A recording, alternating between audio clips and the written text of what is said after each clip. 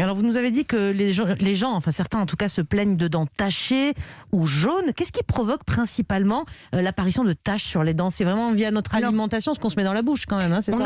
On a deux causes de taches. On a des taches extrinsèques, donc en surface. Donc là, c'est l'alimentation, le café, le thé, la cigarette, une mauvaise hygiène aussi parfois, et les taches intrinsèques qui sont dues à des malformations de l'émail dentaire lors de l'amélogénèse, lors de la formation. C'est sous l'émail, c'est sous l'émail.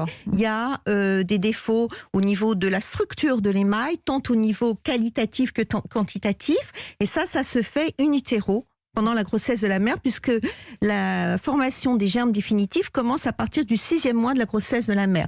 D'où l'importance d'une bonne alimentation pendant la grossesse. Pour que bébé ait des belles dents quand il en aura.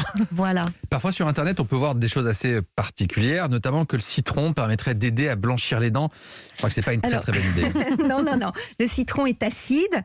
L'émail, c'est de l'hydroxyapatite, donc c'est calcaire. Donc l'acidité va faire des porosités dans un premier temps, puis des trous.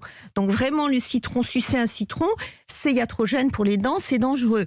Boire un citron pressé, ça va gêner au niveau de l'estomac, mais au niveau des dents, ça va passer. Donc faire très attention à ne pas sucer ces citrons, et ça ne blanchit pas du tout. Bon, les recettes de grand-mère, parfois, c'est pas terrible. Alors, est-ce que ça peut être génétique aussi, la coloration des dents? Est-ce que vous voyez comme ça des familles où finalement, de père en fils, on a les dents un peu jaunes ou les dents un peu grises, enfin je ne sais pas. Alors, ce qui peut être génétique, c'est la forme des dents, l'absence de certaines dents, parfois des agénésies.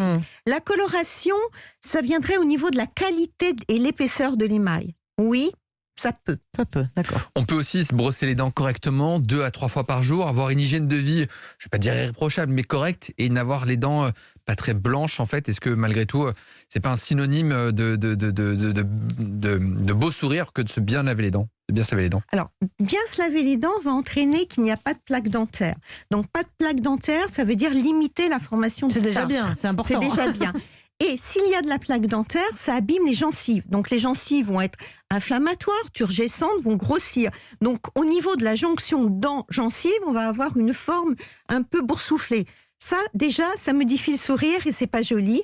Parfois, ça peut même créer des gencives qui saignotent. Donc on peut voir parfois des patients qui ont un petit peu de sang.